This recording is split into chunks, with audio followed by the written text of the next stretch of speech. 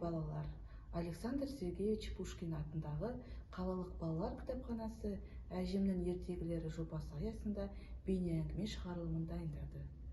Сіздер ертегі оқи отырып, қиял ғажайып қызықты ертегілер әлеміне тап боласыздар.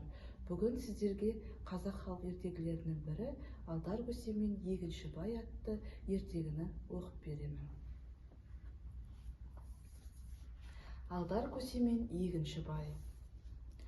Алдар көсе байдың қойын жайып жүріпті. Жайып жүріп бір күні шықпақ болыпты. Байдың баласы жоқ екен. Қойнына ыстық нанды тығып, қойына кетіп бара жатса, Алдар көсе, бай, сенімен құшақтасып кетейін деп байға келіпті. Байға қош деп құшақтасып көрісіпті. Қойнындағы ыстық нан күйдіріп, бай нанды ит жегір-ай деп лақтырып жіберсе, Алдар көсе, ит жегенше мен жейін деп сол арада нанды жеп алыпты. Байдың 3 қызы бар екен.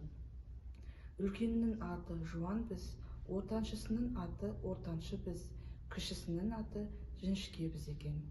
Әсіресе кіші қызы сұлу екен. Алдар көсе байға айтыпты: Байеке, Жіңішке бізіңізді бере тұрсаңыз, етігімді тігіп алайын дейді.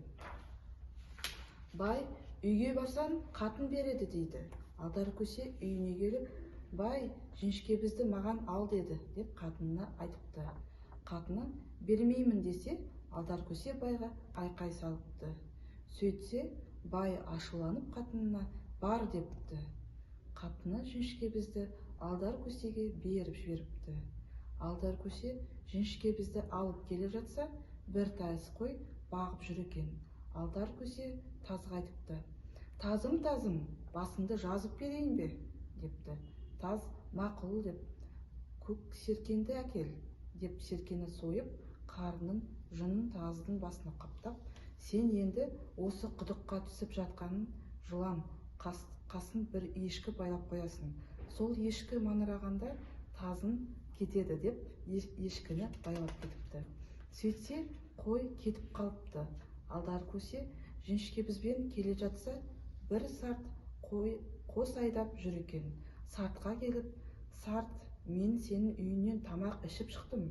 Қатының тамағынды даярлап тұр. Маған сен айдай тұр деді. Сарт сеніп үйіне кетіп қалады.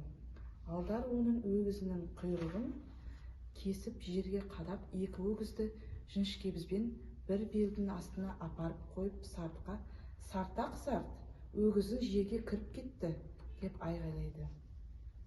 Сарт келіп құйрықты тартса, Алдар көсе жұлынады, тартпа деп сарт болмай жұлып алыпты. Әне, жұлма десем жұлады. Сарт жерді қазып таба алмай үйіне кетіпті. Алдар көсе Жіңішке бізді екі өгізді алып жолына түсіпті. Балалар, сіздерге ертегі ұнады ма? Ертегі ұнаған болса, біздің кітапханамызға келіңіздер.